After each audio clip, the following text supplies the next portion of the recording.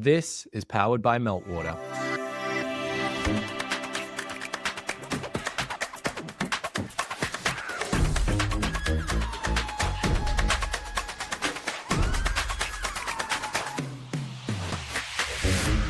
Hi, I'm Dino Delich, and in the studio with me is Genevieve Bramall and Stephanie Lerdahl. I'm Jen, and I'm the head of PR in News Corp Australia. I'm Stephanie. I'm based in Chicago. This is the Morningstar headquarters, which is an investment research firm. I've asked Genevieve, aka Jen, and Stephanie, aka Steph, to join me as my co-hosts. They're two communications professionals at different stages of their career, and I know they're going to learn a lot about themselves from the different industry experts I'm putting in front of them, because I have an underlying motive. This is part podcast, part experiment, and part comms bootcamp.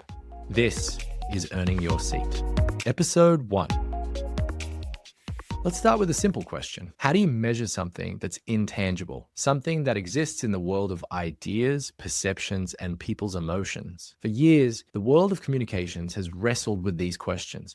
How to prove the value of PR, media coverage, and messaging. Enter Johna Burke, the CEO of AMEC, the Association for Measurement and Evaluation of Communication, a group that's been pushing for better, more accurate ways to measure the impact of communications for nearly 2 decades. I don't mean to brag about it, but I have the best job in the world. You know, I think it's safe to say that Johna has a unique perspective on the whole communications landscape, and it's refreshing to hear how she combines the technical side of data with the personal connection you have with your work. I mean, helping people break down barriers, that's more than just numbers. It's about making a real impact. I've come from the PR and the media intelligence services side of the business, so I've really seen it throughout. And now to be able to really lead some of those structures that can help people break down those barriers, break down those walls, and develop their own success is pretty rewarding. I took this as, I call it my passion job, because I get to love what I do. I get to love the people that I work with. I get to meet some of the most interesting people in the world. And for what's seemingly a very left brain industry, I get all the good vibes and all of the humanity and the warmth and the friendliness that comes with it. So it is incredibly rewarding, and I get to help people. I don't have nursing skills, things to help do some of these other things, but I get to help people, and I get to really understand the depth of where people are on their own journey. And it's fantastic. I love it. And that's the magic, isn't it? Combining passion with the precision of data. But even with all this progress, there's still one big problem that plagues the communications world. How do we measure it? Now, if you've ever worked in PR, marketing, or communications, you've probably heard of Advertising Value Equivalency, or AVE. It's a metric that's long been the gold standard for many, but that, as it turns out, doesn't really measure what it's supposed to. Johna and AMEC have been on a mission to challenge this, and they're not alone. This conversation was recorded just before Measurement Month in November 2025. As you'll hear, Johna walks us through how we can move beyond simple numbers and toward understanding what truly drives change in the business. We're talking about why measuring communications is both an art and a science, and how understanding data the right way can change the way you communicate forever. Traveling the world and go to all these conferences and speaking to so many organizations. And you also speak to so many audiences, like you speak to communicators, but you also speak to analysts. And I think there's 2 different audiences, right? The people doing the measurement often are not the people setting the strategy against it. So why don't you tell us a little bit about some of the things you've noticed about the common pitfalls that people tend to trap themselves within or get trapped into, and also some of the ways that they overcome them, because my 2 co-hosts here obviously have to deal with that on a regular basis. So I wonder what your experience can teach them about how to make sure that you can create a common measurement strategy around the world that will work for every campaign that you do. Yeah. So, in talking with so many different people, invariably, it's always, what are the metrics that matter? What's the silver bullet? What do I absolutely have to do? And I like to say that the 2 most important metrics are so what and now what. So when you get to the, so what does this mean? And then now what do we do? Those are the 2 most important metrics that any organization can have. And I would be ashamed not to give a tip of the hat back to my old U-Haul days many decades ago, but I was the PR and the IR director. And so that forces you into a position to speak to a lot of different stakeholders directly, which is amazing. And it really fine tunes that ability to understand what is their objective. Who are they then filtering, taking that information and going through? And then what do you want them to do as a result of that? All right, hold up, stop. This is where I have to clarify something with what John is about to say. What most people think is that they're going to buy a tool and the tool is going to give them an insight. An insight is actually a very special formula. An insight is data plus context. An actionable insight is data with context delivered before you make a decision. So what she's talking about there is understanding the needs of the stakeholder. There is no AI tool that knows that. That's why humans are so important. AI works off online data, things that it's fed in its training data or on the internet or from whatever data set it's fed. So if you're going to buy a fancy AI tool and think it's going to deliver a dashboard that's going to deliver you an insight, it needs to get the context from somewhere. And humans, we thrive off offline data, the conversation you have on the way to the meeting.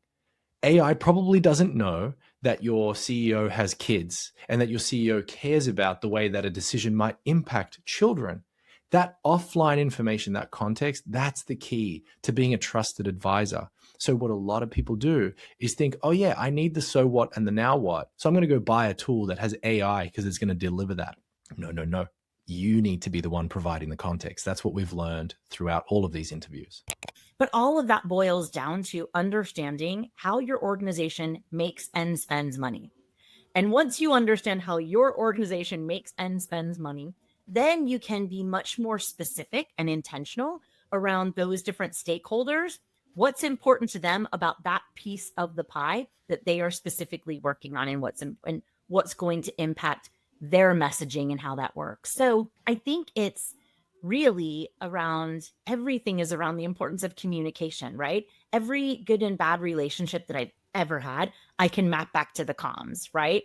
And I think that is overly important when you're talking about data, because there is an interpretive piece to data in many instances, and it does put a spotlight on bias. And I think unless you are closely connected with your own bias so that you can recognize it and understand that there are other realities out there, then you'll be ineffective, because that's where you erode and chip away at trust. If you are overly biased in your responses, in your interpretation of the data that you might have access to. So John has pointed out something crucial. There is a fine line between bias and context. And when it comes to communications, that line can tell you whether your message builds trust or destroys it. Trust, as Johna says, is the currency we deal in, whether you're dealing with stakeholders, clients, or your own team. But that's not just about the numbers. It's about what those numbers mean in context. Now, here is where I want to add my 2 cents. In this world of communications, the challenge isn't just understanding the data. The real challenge is in knowing how to use it to influence real change. That's where we get to the heart of it. So what and now what? What does this data really mean? And once we understand it, how do we turn it into action? Because without answering those 2 questions, we're just running in circles. So I asked Jen and Stephanie, how often did they get asked, so what and now what, in their own meetings? Some version of that all the time, but not exactly as clear as that, but that's what they're looking for. Yeah, so for me, it's a question that I ask all the time. I say, and then, so what? And then, what's the next step? What are we taking from that? Where are we taking the thinking beyond a one-dimensional insight? So I apply that thinking, probably not so eloquently as you put it, Johna, but yeah, I think sometimes it's that intuitive way of dealing with data that just, it's the way that I look at the numbers on a page don't do much to me. I'm constantly trying to find out what's the insight and then how does it work in practice for us? Okay, let's stop that there. There's 2 key advantages that Johna and Genevieve have in their particular circumstances. Johna was a former PR director and analyst relations director, and Jen, she used to be a journalist. So when she's delivering insights that are designed to feed information to other people in her company, well, she knows what it's like to be them. Jen is not just a fantastic publicist. She was a journalist. So she understood the lifeblood of the product and she understands the lifeblood of the business. Same thing with Johna. So the key is to understand the needs of the stakeholders because not everyone needs the same information. The so what is a very, very small nugget of information put together with some context. It's very key that you understand what sort of decisions and what sort of questions these people are faced with every day. I love that. That's what takes it from a chart, a graph that lives for that one moment in time to impact. It's challenging that norm and that data that you see to get that to impact. So you can have those insights, but unless you understand how those affect the organization, you can't get to impact. And I think the point you were making is a hard lesson I learned having moved to some different companies in different cultural and global contexts, that what you did before, your genius years of experience, might not help. Like that strategy might not work at that company or those metrics might not resonate. And that was not obvious to me as I embarked on my career here at Morningstar even. And that's one of the major blessings of a global role. It keeps you very humble for what you do not know. And we live in a very intensified geopolitical environment, right? Everybody has an opinion about everything. I can't land in foreign lands without somebody saying Trump 10 times before I even get through customs. So there are those elements that go forward, but that is obviously has an effect on different regions, but there are their own cultures that are going through that as well. And we have to be understanding of that. We have to be sensitive of that. We have to have the ability to know what we don't know, meaning there's a lot we don't know. And when we go into different cultures, in different countries, in different organizations, and make a lot of assumptions, we make a lot of enemies instead of making a lot of allies. And so that's why I think the better we can do is asking questions, obviously always being very transparent in answering questions with what we know, but to really be a much better communicator and listen more than we talk. Looking at things from a global scale, what are some of the really distinct differences that you're noticing in that communications and measurement space around the world? Who do you think's doing it best and what can we learn from them? So it depends on what the issue is. It depends on what the need is. What is the initiative? What is that moment in time that they captured that lightning in a bottle? Because I think the aspiration is always excellence in everything we do. The reality is always a harsh critic of that, though. And it is understanding where are some of those similarities? Are there other media organizations that they're doing something really well? And how does that calibrate with everything else that they're doing? That is a niche that you have to look at it for what you're trying to solve to be able to find some of those benefits. And that's one of my favorite things about AMEC and AMEC members is a lot of them are tackling the exact same problem. There are very few, this is totally unique. And someone's like, no, we've had a left-handed smoke sifter for the last 20 years. That's not as unique as you think. And so when they're though able to then say, hey, here's how we started. Here's what we found out right away. Here are the pitfalls to avoid. And then you've got to follow what your research, what your primary, what your secondary, what your tertiary data is telling you. And then look at that against your future roadmap to be able to make that helpful. So I wish I could give you the silver bullet of where everyone is excelling, but I think it does require the expertise and it requires the discipline of organizations in different regions. And I will say, so one of the very interesting things, and I won't name them directly, but there was a fast food chain and one of their partners in France is who introduced them to the AMEC IEF. You know, that leadership can come from a lot of different places, but that was based on a project that they were working for them. And they were like, we use the IEF as a framework to be able to help us get from activities to impact. They were like, oh, this must be a Europe thing. They're like, no, actually, there are members in North America too, where you might be based. You just aren't drilling down into that, really leaning in on a lot of the quantitative metrics. So that light bulb can come from any place. It's that person that's there, that's asking the right questions and that knows the answers of a large resource table that they can bring to bear and then test, right? Because everything doesn't universally work for everyone is the other part, right? You have to have a scientist mentality. You have to be a really good communicator and have the discipline of science to have that iterative approach to be able to test what will work and what will not work for your organization. I want to ask the thing that everybody thinks about that seems to be plaguing us for decades even, which is add value equivalency. I know Jen and I have both experienced in our careers some bosses who love add value equivalency.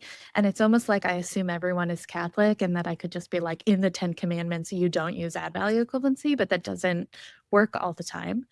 One of the reasons why I think it keeps coming up is that it's a good way to link comms and marketing in the same measurement system, which seems to be needed more and more, especially in an AI world. So how do we move people off of AVE and what do we move them to that can sync marketing and comms disciplines? Yeah. So the quiet part out loud.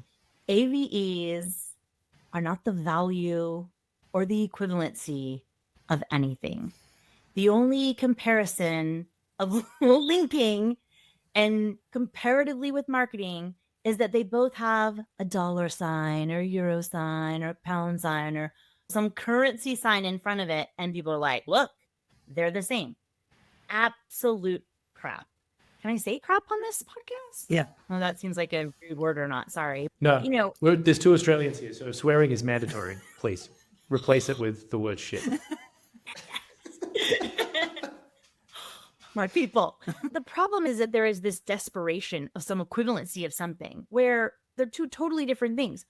Let's take marketing and advertising. Well, we're going to put them in a separate bucket just for the sake of this conversation. Those are creative approaches with a singularly controlled message. That goes through how many levels of editing, of refining, of testing, of A/B testing for exactly what's going to get people to feel, think, do a certain way. So, do you get that same opportunity when you have editorial coverage? No. That's weird. So they're not the same even on the baseline. So then once they go out, do you get information from those publications about how many people commented, responded, did something, wrote in a letter, I hate this opinion piece? Do you get that feedback directly from the outlet? Not from your partner like Meltwater, who's doing that monitoring from you, but directly from the outlet. So a validated exact number source. Sure don't. Okay, so you don't get the cost per mention that you paid for to deliver the message that you crafted, refined, and revised. So how is it the same? It's not. You're trying to create a false comparison. What you want to talk about is there is this long chain effect. So you have your message and it's gone out. You have a call to action. You should absolutely have a call to action and everything. And then you can look at how that has affected change behaviors of your audiences. Do they now spend less time on your call center phones because you have stronger call to action that has ranked you in Google or in GEO to be able to reduce that labor on your employees? Do people come to your website when they see something from a source and say, gosh, that doesn't seem consistent with the brand that I go into every morning and get my coffee, get my donut? Wow. Okay. Let's stop that there. What Johna just rattles off there, like the back of her hand, is a bunch of different data sets. But what I love, and it's actually very easy to just miss it and it could go over your head, is that she's talking about inputs, outputs, and outcomes. Inputs are what you control, what you decide you're going to do, and it's better if you decide what you're going to do based off some data. But then there's outputs. Outputs are not media coverage. Outputs are your messaging changing behavior. And so she has called that out here, which is very important, that what you need to do is also report on different types of metrics, things that are the activities that you did, but also how those activities change somebody's perception or behavior. And then she talked about business outcomes. The business outcome of having less people call your call center, that's a saving in cost. That's what a CFO is looking for. They're not looking for an increase in reach. Do they come in and see if that's consistent with your culture and with your brand there? No. So you can't draw that equivalency and think that those numbers are going to mesh. it doesn't work. And that's where I think marketing is chasing attribution, right? They're like, we have an attribution model. We can show you exactly the cost per mention. We can show you how much ROI you get from all of our stuff. Arguably, they can show you how much they spent on an ad. They can show you how much it cost them to place that ad. And then they can, through some attribution pieces, show how many people came and what that close is on that content. However, unless PR and communication is trustworthy and consistent, no matter how many people you fill in that funnel, it's going to take longer to close them if there is not trust. So trust in the attribution model is the length of time, is the number of contacts, and how fast you're getting them through that funnel. That is something where you can have attribution because you have brand loyalty, because you have trust in your messaging, in your accuracy, and in the meaning of what you're really putting out there that resonates with the audience that's true and aligned. You know, I have to say, there's a lot that's running through my mind after what Johna just shared, but there's one thing that really stands out. Johna raised a really important question. What's wrong with using AVE at certain times? And that's where I think we need to focus, not just on the symptoms, but on the cause. If we step back and we think about it, how do we even get into this mess in the first place? Isn't the time to be measuring equivalent value of advertising? Because we're not talking about a message that you'd actually advertise. You wouldn't pay money to promote these kinds of messages. And I've seen it. People putting ad value on all of their media coverage for their last quarter, but not everything out there is something that you'd advertise against. And yet, there's this fundamental question that keeps coming up again and again. How do you go back to the CFO and say, here's how much we invested and here's our rate of return? That's where the concept of ad value starts to feel like a really slippery slope. It's like giving in to your toddler when they ask for ice cream for breakfast. Ice cream itself might be a reasonable request from a toddler, but as responsible adults, we are the ones who help advise our stakeholders when is the appropriate time and place to give them what they want and need. Now, that's the cause, not the symptom. But there's also another layer to this, and it's where things get really interesting. There are people out there who are asked for return on investment, and in response, they just default to something that they know. It's like, I don't love it, but I'll use it anyway. This is where I want to bring Jen in. She had firsthand experience with something like this, where her organization faced a similar challenge, but her story's a little different. It wasn't about the toddler demanding ice cream. It was more like the toddler saying, actually, I want something better. I want something more nutritious, if I can continue that analogy. When I started in my role, a colleague, a co-worker of mine, she was head of media. She would be the person who was looking at all the attribution and investing all the dollars and making sure that we were getting that ROI. And I'd front up to the meeting and I'd be like, I got $2 million worth of publicity for this campaign. And she just sat there like going, what? And then she would say things like, what rate card did they use to come up with that? Was that our rate card? Or was that like the rack rate? What are you talking about? And I'd be like, oh, I don't actually know. What do you mean? I suppose it's the rack rate. And then she's like, you could just pluck any number out of the air. But she said, the reality is I can't buy what you achieved. I can't buy that. She goes, I can't buy 10 minutes on the national broadcaster talking about our campaign. I can't buy the fact that you got breakfast television to do live weather crosses for the whole show from a specific place with a call to action to their audience to come to us. She said, I can't buy that. So this measure is a false measure. And she said, you need a better measure because what you do is extraordinary and I can't buy it. And I said, okay, no worries. So that's when we started to really interrogate, what is it that we want to showcase? What do we want to demonstrate?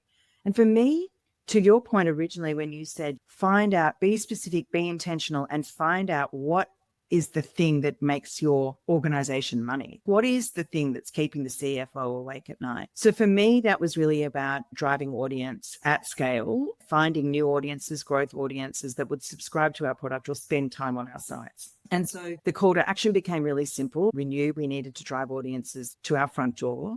But we also then needed a way to demonstrate that when we had publicity in market, it was having a relational impact on that consumer behavior. And it's not always immediate. I will say that obviously there's that long tail and the overriding trust that sits behind the brand. But a lot of the work that we were doing was campaign specific. So we went to Meltwater and I said, I want to be able to demonstrate that if I give you our data, but those insights that you never get from anywhere else. If I give you the data that shows when the audience came to us, and we've got live data, we've got websites, we've got podcasts with downloads, etc. I'll give you that data. Can you overlay it to the PR activity that we had and give me a simple graph that merges the two together for the whole campaign? And so that's what we started to do 5 years ago. That work is so profound in the way that it has been able to shape the culture of my team, our ability to argue for more budget, to get more resourcing, to bring on an agency. All of those things came out of our ability to showcase and demonstrate the value of the work we do. And we had an example last week. It was typical list. So this is something that any communications publicist will often do, just release a list of something that our experts have curated, and we'll pop that out there. And we did it, the top 100 private schools in Australia, and against a raft of criteria. And what we found was the majority of our publicity landed at about 7:55. We were on national breakfast TV saturation, and we were on the 8 a.m. news and in radio bulletins, followed by more radio interviews very soon after. So there was this really concentrated time of about half an hour that morning where we dominated the airwaves. And this is not to dismiss or diminish the size of News Corp's own audience and the way that we were marketing that content. Across the board, there would have been audience coming to us because of the marketing and the editorial. But in that moment where we were everywhere, there was a huge spike in audience to that content. And so for us, we say we're part of the mix that is delivering the subscriber or the audience, which can be monetized and can be valued. And therefore, we're able to still show the CFO that there is real benefit to the work that we do. I love that. I love that on so many levels. I love that because you are the media, right? So it is the acknowledgement that, your environment, and knowing from the inside the speed and efficacy of which the industry is or is not moving to keep up with everything else is a real challenge, and how you're tackling that. I think there's that other piece of, and I'm going to oversimplify it, but we all know that communications work. We all know that PR works. We all know that advertising works. We all know that marketing works, right? There is no one who's going to say that one of those disciplines does not work. But what we do know with certainty, with all of the data that people can bring together to correlate with all of their activities, is they work exponentially better when they are aligned and when they are working together, right? That's where you get that speed and the efficiency of the value of everything that every team is doing. And I would argue that CFOs who are asking for AVEs, they know that you need to have comms and PR, but they don't know. It's way too right brain for them. They don't want to dig in. They're like, I'm begging you. I live in this spreadsheet. Just give me something in the spreadsheet. Can you? So it's a very passive aggressive request from CFOs as far as I can see, where if you sit down with them and you say, listen, we have a lot of data that I can give you. You can put it in pivot tables, like you can go to your happy place with it. But here's where I'm better. Here's where I'm better is when you can tell me these are the quarterly objectives. These are the biannual objectives that we are all working towards, right? So we can all lean in and work on the exact same, we're all rowing in the exact same direction. And then I can tell you that we are going to be able to show savings, right? Under normal circumstance, that's going to be able to give us savings of personnel, of overtime, of these things, because the comms and everything is working together and working incredibly well. So isn't that more important? Isn't savings more important than this number? Because I will say, unless there is any chance whatsoever that whatever number I post to you in that AV, that you will automatically increase my budget to that so that I can get you X that number by some magic thing. Maybe that number doesn't matter after all, right? And I think the other thing that you said that's so powerful is you have to show that methodology, right? You have that methodology in writing for you and your team. You need to be very open with that. These are our data sources. This is all of the data that Meltwater crunched for us. These are all of the assumptions that we did in starting with this. And this is the bias that we believe is already baked into this data. So when you talk about the probability of accuracy of your data, nothing is 100%. You're dealing with humans, you're dealing with their behavior, you're dealing with those things that may or may not be able to be predicted. When you incorporate that into your methodology, you have more credibility because now someone can say, "Ooh, these aren't the results that we expected, are they? No. Here's what we know though. Within our data structure, this is an anomaly. This is something else that happened. This was a competing factor." And when you have that and you can point to that, they're like, "Oh, okay, you have data credibility when you have a very clear understanding of it like that. And you aren't afraid to fail." One of the biggest challenges is that a lot of the comms people are so type A. They're like, must have excellence. And so you see their charts and their graphs changing all the time. And people are like, is this different from last month? Why is this so different? This is all green. This is all positive. Everything is amazing. Don't look at this part over here. But you hurt your credibility when you do that, because CEOs and CFOs have achieved a certain level. None of them have done it with 100%. But what they can do and what they will do is when they make a mistake, they are able to isolate that, understand what that is, and not make that same mistake again.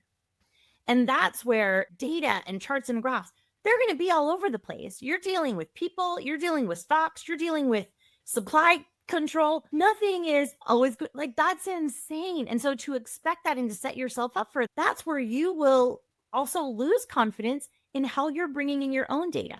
A lot of comms people, your job isn't to crunch the numbers. Your job is to be asking the questions to validate why that is credible data that you are willing to give a diet to your CEO and your CFO. So he's not like, I want some more of the ice cream. He's going to realize the ice cream, I would eat it, but then I always had a stomach ache at 10 o'clock. So then I was miserable the rest of the day.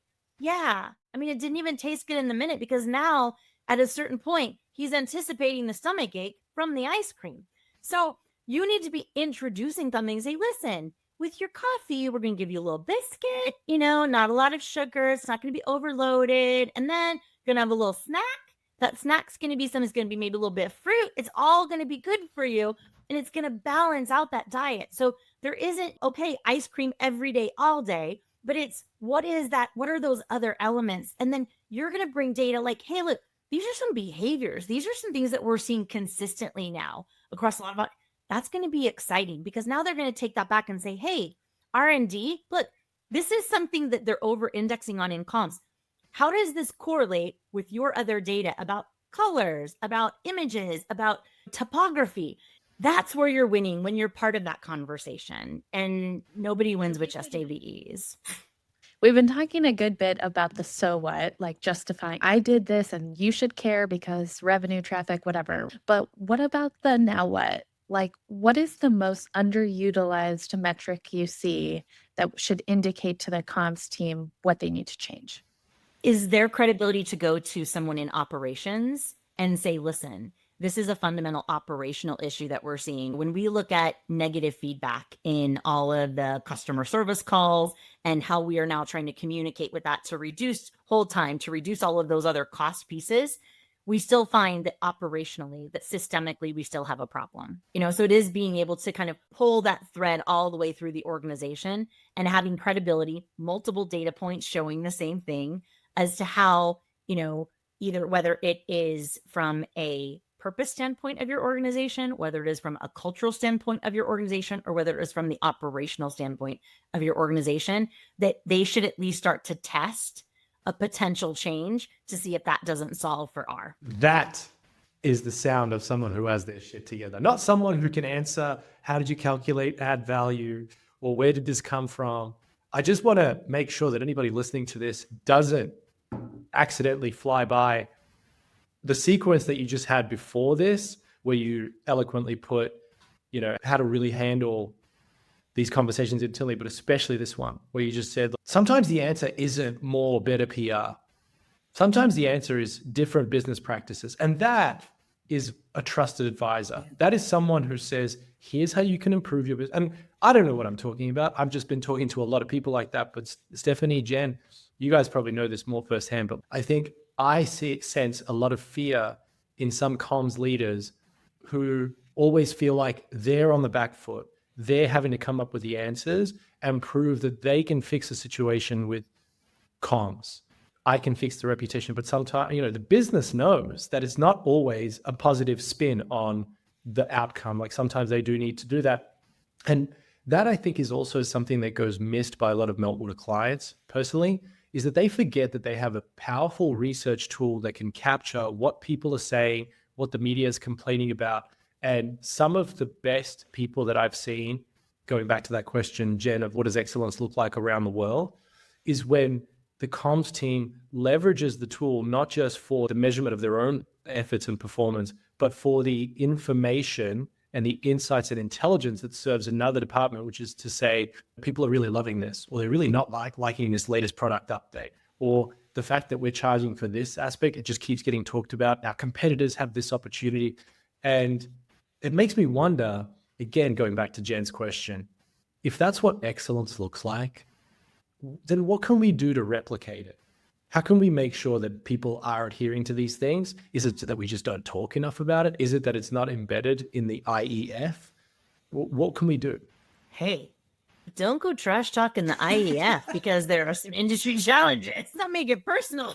To contradict myself, it is embedded in the IEF. But I'll point out it's funny, Jen is asking, what does excellence look like around the world? And I was like, take a look in the mirror. And I know I always praise Jen, but like, Jen embodies something that every good communicator, everyone who's really good at what they do does, which is they think about the business outcome first. Jen tries to think about, how do I sell more newspapers versus how do I that's my goal. How do I move the audience towards that? And that is, I have the IEF tattooed in my brain, and it is my goal that AVE is an acronym that no longer exists, and IEF, everyone understands. I don't know if we actually explain what the acronym is. Stephanie, Jen, if you guys don't know, it's the Integrated Evaluation Framework. And see, this is the thing, like somebody who's on the AVE drug, if they're trying to get off it, I definitely think flip the letters to IEF.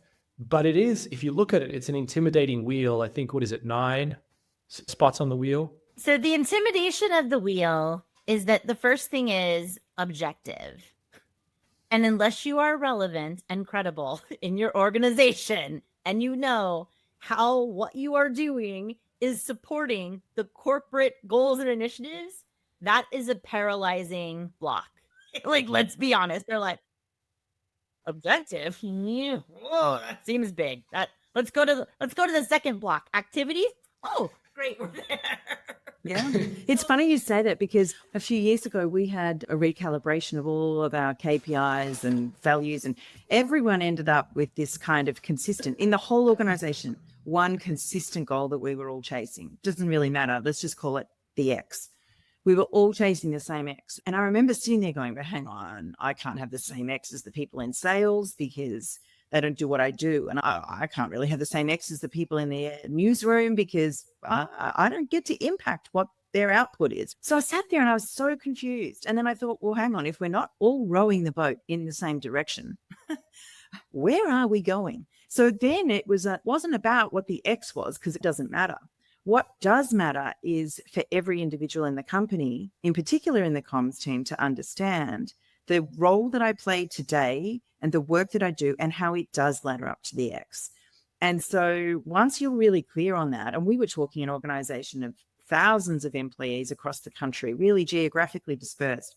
Once we all realized what the end game was, and we were all shooting for that same goal, the micro work we did, including the work of all of the team members in my team, right down to the newest person that I'd onboarded yesterday, we were all running in the same race towards the same end goal. And I think I saw it as a cultural shift, but also a business shift in that time. And we couldn't afford to take on any passengers who weren't rowing the boat in the right direction at that point, because, you know, news publishing had been completely challenged for several years. And at that point, it was like, okay, it's make or break. Get in the boat, row in the same direction, and let's see if we can get where we're going. But yeah, I completely agree. If you don't know what your objective is, you're at the standing start, you're still standing there. Yeah. And arguably, when you have that clear objective, now everyone is naturally more creative in everything else that they're doing, right? Because they're like, okay, how do we make this more interesting? If we're looking at this audience over here, we know that they're focused on that audience over there with the exact same thing. How do we augment? How do we supplement what they're already doing to give it that better shape, to give it more trust, to give it so that there is consistency in every touch point in our organization? Because that's, again, that trust is where you supercharge change, is where you supercharge that allyship, is where you supercharge that. Influencers aren't necessarily the people with the biggest audience. They are the people that have real firsthand experience with something that is trustworthy, that is credible, that people can see themselves in that. And that when they go to a brand, they see the same reflection in that brand as what was told to them in a separate story. Not just because this person is an influencer, not just because they had the red carpet experience, but here is the great equalizer of everyone having that same go-to-market experience that you're pushing for because X is clearly defined. And it supercharges that. It gives everyone that consistency. So there's a key underlying component to what John is talking about here. If you're going to be data-driven, which of course everyone will advocate for, what data is going to drive you? Retrospective data about how much you did? No. If you're going to be driven by that data, you're going to be sent down the wrong rabbit hole or a dead end. What Johna keeps talking about there, the data that she keeps referring to, is about the audience. It's always about the customer. It's always about your key external stakeholders and figuring out where they are and where they need to be, and then you designing your strategy about how you can influence them. So the most valuable data that can drive your business is your customer data, the needs, the perceptions, the hopes, the aspirations, the fears, the concerns of your customers. If you know that, then you have a much better chance of designing the right strategy, as Johna says, to bring them closer to you so that your brand reflects their needs. That is the most powerful data, not share of voice, not reach, not add value. And it envelops even the naysayers to be like, they can't point to those dusty corners anymore. It's like, oh man, yeah, that really does work. So the trolls get evicted. It's amazing. This was a really great conversation. I feel ready to go kick ass with my team. And I think if I have to think about my 3 takeaways, one is the same strategy doesn't work everywhere, and it all starts with the business strategy. So figure out what that is. And by the way, that might be different in different parts of your business. 2 is figure out what your answer is to so what and now what. And then I think the last is make sure that you're constantly rethinking so that you're offering people the medicine rather than the ice cream. Love it. Love it. And when you're kicking ass and taking names, don't just write the names down, like buy them coffee and understand why they had that perception so that you keep them in the boat. Because if they're good rarers, you don't want to throw them off just because they had a little miscommunication. Guys, congratulations. We have successfully filled our analogy quota. We crushed it. So many analogies in this. I've loved this conversation. I think I would just echo Steph. I really felt that it gave me clarity over some of the things that I'm doing well.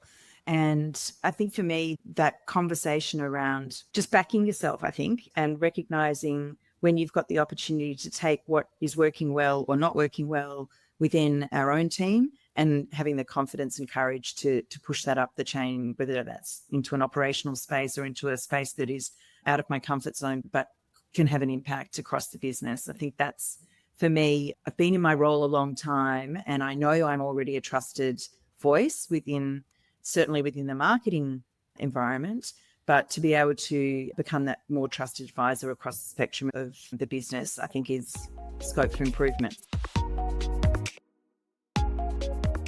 So if you were advising someone who's a comms leader trying to become a trusted advisor and earn a seat at the table, what's one thing that they can do to take the first step towards that today? They cannot be precious about the data that they've been delivering, thinking that was solving anything for anyone. And I think it would be to really show me your last 5 reports that you sent, that you shared with anybody in your organization. And let's really go through those and scrutinize those between friends. Who cares? So what? Is this real? Did they use rate card? Like, are all of those elements in your methodology so that had any credibility? And to dissect those things that don't add credibility and to start to map them to that outcome, that impact for people so that they can get on the right path. Because sometimes it doesn't even take a total recalibration. It takes a discipline of knowing, oh, all of our charts are so great. Really? Everybody loves you? I mean, that's impossible. Right? That is just statistically impossible, challenging the credibility of the data and how you're looking at it. And one of my top tips is have contrarians on your team. That is the best way to make sure that your data is bullshit proof, right? Give those people the autonomy to scoff at things that they're like, that's make believe. Nobody believes that's fake. Why would we say this? And then have that discussion internally so that you're field testing as you're going, because we are an increasingly polarized society, no matter which region you go. And I think it is really important to understand, yes, that we are in a polarized society, but understand how and where each side is getting their information so that you can navigate what that means for your organization. So that, before you take an impassioned doubling down on something, what does that look like? And really help CCOs to understand that being data-led means being able to extract data from important experiences, from important elements that they have within their organization, to then calibrate that against everything else that they're looking at so that it is a data-fueled organization and a credibly data-led organization. 100%. I just wanted to add to that. I had that experience recently. I wouldn't describe this team member as a contrarian. She'd probably be quite offended, but it was her curiosity that led us to make a really pivotal change in the way that we were applying our PR value score, which is our tool, our Meltwater tool that we use. And she said to me, this campaign on any measure, objectively, when you look at it, was not as successful as the one the year before. But the score has come out higher. And she said, I don't feel comfortable sharing this score with anyone because I know that something is flawed here. So we need to go back in, lift up the hood, have a look inside and see what we did differently to arrive at a better score for something that really wasn't as good. So we looked and we realized that we'd had it was just a human error. 2 different individuals had briefed Meltwater and the briefing had changed year on year. So what Meltwater was asked to measure came out different. So then I was like, okay, we need to just apply one final check. So now I'm like, unfortunately for me, I now need to see every brief before it goes so that we're building that consistency. But even the fact that I've said that I must see has now made them all check with each other before it gets to me. So it's a rubber stamp for me because I've applied a new discipline that is going to enhance the output at the end of the day. And it was also from that experience that we then thought, let's take an even closer look at what we're doing now. We've been doing this for 5 years. What else needs to be improved? And we've improved our social media analysis as part of the overall mix because we were applying the same sensibility to social media as we had been to broadcast. And for us in broadcast, it was all about reach. And so we sat there thinking, just social media, what was the reach? What did we get? And it's actually, you know what? We're engaging and dealing with micro influencers, and yet we're measuring them on reach, on mass reach. Like, this is counterintuitive. So then it's really simple when you actually go and analyze your own work and realize that you have room for improvement.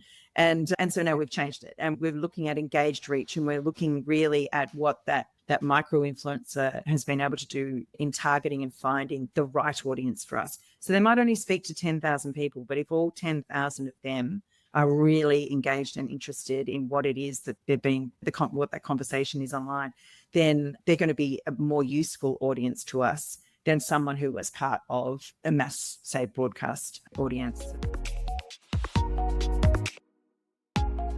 I think this is a perfect place to end the episode. But before you press stop, let me give you a little more. This really could be a whole other conversation. And honestly, we could dive into it for hours. But I think what's been said here really sums up a lot of what Johna was talking about earlier. Do not shy away from failure. Johna said something that really stuck with me. Calibration. It's all about testing, adjusting, figuring out what's working and what's not. Measure twice, cut once. And the analogy here is that most communicators do the work that they've always done, and then they expect the measurement tool to showcase their results. But the real trick lies in using data on the front end, using measurement as a tool for research to optimize your resources and to put your time, effort, and money in the right places, to reduce waste, to reduce burnout, to reduce frustration, and to increase return on investment. There are 3 types of measurement, in fact. Data that you use before a decision is made is called research. Data that you're using in flight while the campaign is going, that's measurement. That's where you can use it to calibrate, as Johna says. But using data after the decision has already been made and the campaign has been executed, that's evaluation. Don't forget, AMEC is the Association of Measurement and Evaluation in Communication. The key is to reflect, to look back and to say, what did the data teach us? And that's how you get better. That's how you iterate. That's how you calibrate and optimize. And that's what great leaders do. They get curious. They're not afraid to look at something that isn't working and ask, how can I make this better? Remember, do not fear the failure. You can learn from the failure by understanding what the data tells you about why you failed and how you can do better next time. Measurement, at the end of the day, is unemotional. The data doesn't care about your feelings. It just tells you where things went off course. How you get back on course, that's you designing your strategy. And the real challenge then is, what are you going to do about it? Earning your seat isn't about passively absorbing. It's about executing. So take a moment and reflect and think about how you can use what you've just learned in this episode to grow, recalibrate, and improve. Thanks for listening. I'm Dino Delich. We'll see you next time on the next episode of Earning Your Seat.